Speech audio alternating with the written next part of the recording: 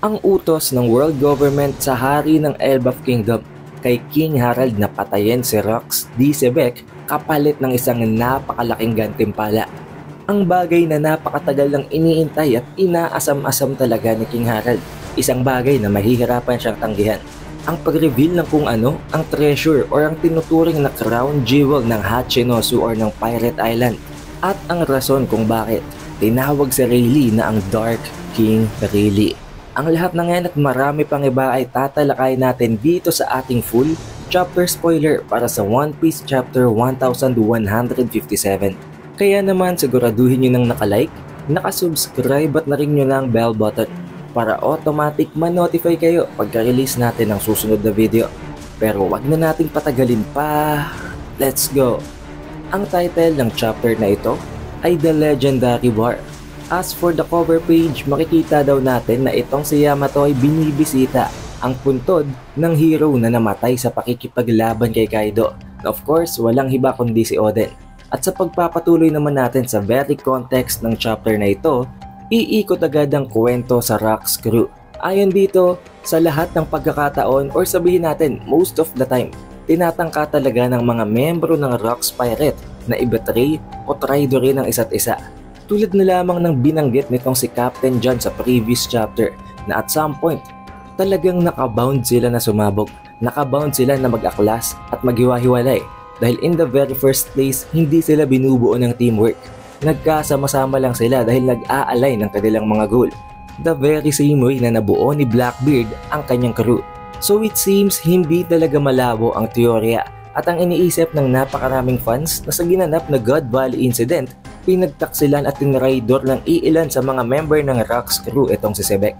Habang ifina-flash daw sa pangapanel ang mga ginagawa nilang pasimpleng pagtatraidor sa isa't isa, sinasabi naman ng narrator ang lahat ng mga heinous crimes, ang mga napakalala na mga krimen na ginawa ng mga members ng Rox crew. Ngayon magkakaroon naman ng switching of scenes at makakarating naman tayo sa POV ni King Harald. Ayon dito sa spoilers na ito, may tinulungan daw itong si King Harald na isang tao, isang individual mula sa mga countries na meron siyang alyansa, mula sa isa sa mga countries na tumulong din sa Elbaf nang pumasok ito sa panahon ng tagutom. However, the problem is, hawak-hawak daw ng mga world government agent ang taong yun na iniligtas niya, which means kinailangan niyang makipag-retaliate na naman. Nagkaroon na naman ng alitan sa gitna niya at ng world government na mas lalo lamang magpapahirap ng kanyang goal. Dahil as you know guys, gusto ngang maging kaibigan, maging kaalyansa nitong si King Harald ang world government dahil gusto niyang magkaroon ng maayos na relasyon sa gitna ng Elbaf Kingdom at ng Marijoa. But it seems dahil na nga sa insidenteng ito, magiging mas mahirap pa na i-achieve ang goal na yon. On the other hand, ito namang si Rox, binabalik-balikan talaga si King Harald para i-recruit siya, para maging miyembro siya ng Rox Pirate. But this time, hindi na sila nag-usap sa kung saang lugar or sa Oust Castle, kung hindi dito mismo sa bar ni Ida. Pero tulad pa rin ng dati, pareho pa rin ang response ni King Harald. Hindi talaga siya pumapayag. Dahil kahit papano, hindi nga nag-a-align ang goal nitong si Rox sa goal nitong si King Harald. Dahil ang goal lang naman ni King Harald ay ang magkaroon ng maayos na relasyon sa gitna ng mga nations at ng world government sa Elbaf Kingdom.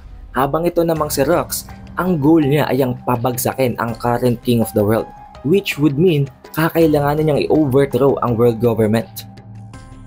Habang nangyayari ang masinsinang usap na naman na ito sa gitna ni Rox at ni King Harald, tulad ng dati, nandito na naman si Loki guys. Pasimple na naman siyang nagsispy at nakikinig sa pinag-uusapan ng kanyang tatay at ng kanyang idol, na dahilan din kung bakit mas lalo lamang tumataas lalo ang pagtingin niya kay Rox dahil nakikita niya kung gaano katindi ang ambisyon nito.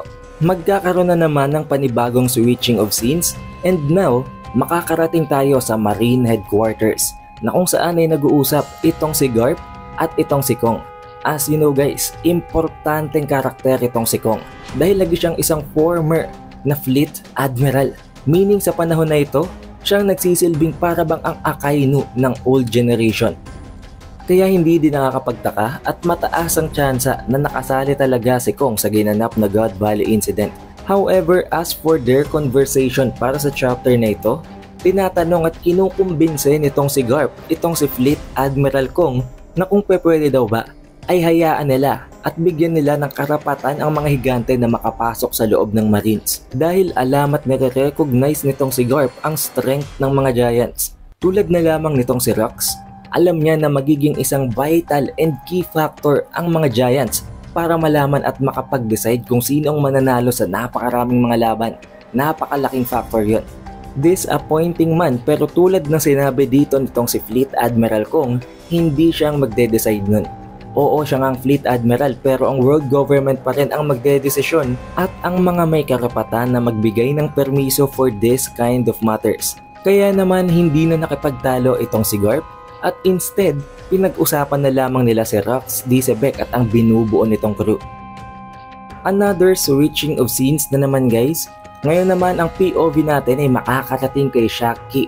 Kung naaalala nyo pa guys, si Shakky ang tinuturing na ang unofficial pinakamagandang babae sa balat ng lupa sa panahon na yon. Maging si Gloriosa pinapataob niya pagdating sa face card, na dahilan kung bakit maging ang buong crew ng Rogers crew ay talagang patay na patay sa kanya, maliban na lamang dito kay Rayleigh. But at this point nag-quit at iniwan na pala nitong si Shakky ang Kuja Pirates. Pumunta siya ngayon sa Hachinosu at tulad ng ginawa ni Ida, nagtayo siya ng isang bar sa loob ng Pirate Island, sa loob mismo ng pugad ng pinaka-nakakatakot na mga kriminal, na hindi nagtagal na puntahan ni Rox at ng kanyang crew na dahilan kung bakit tulad ng Rogers crew, nabighani din ang mga members ng Rox Pirate. Tama kayo guys, maging itong si Rox, maging itong si Whitebeard, pareho silang nahulog dito kay Shakky. At ang malala pa dyan, ang napakaangas na itong si Whitebeard at itong si Rox. Nagkaroon din ng napaka-weird na mga emotes dahil sa chapter na ito. Nagkaroon sila ng heart-shaped eyes at ang kanilang puso ay umuultaw mula sa kanilang katawan. Tulad na lamang ng nakikita natin lagi na emote na ginagawa ni Sanji pag nakakakita siya ng babae. Now this is what separates them kay Luffy. Kung noon ang pinakamalalakas na mga individuals ay mga simp, mga patay na patay sa babae, ibang-iba ngayon sa kanila si Luffy dahil patay na patay lang si Luffy sa pagkain. Nang dahil nga sa nagtayo itong si Shakky ng isang bar at nandun siya sa loob mismo nito, naging napaka-legendary daw ng bar na yon at hindi kinalaunan, tinawag si Shakky na ang treasure of Hachinosu. Now I think guys, sa chapter na ito mangyayari ang confirmation na itong si Shakky ang itinuturing na crown jewel of Hachinosu. Tulad na lamang ng kung paano nagkaroon ng grand prize ang God Valley. Now it seems, dahil lang nga sa itong tinuturing na parang treasure ng Hachinosu, mataas ang tsansa na ang pagkidnap dito kay Shakky at ang pagdala sa kanya sa God Valley ay ang dahilan kung bakit naganap ang God Valley incident. Dahil hinahanap siya ni Roger, hinahanap din siya nitong si Rox at mataas ang tsansa na at the very same time, nandun din ang hinahanap ni Rox na Devil Fruit. Tulad na lamang ng binanggit natin sa theory. So there you go. Kung hindi mo pa napapanood ang theory yon, I suggest panoorin mo na ngayon para hindi ka mahuli at para mayroon ka ng insights sa kung anong susunod na mga mangyayari. Ilalagay ko na lang ang link sa comment section para mapuntahan nyo yun after nyong panoorin ang video na ito.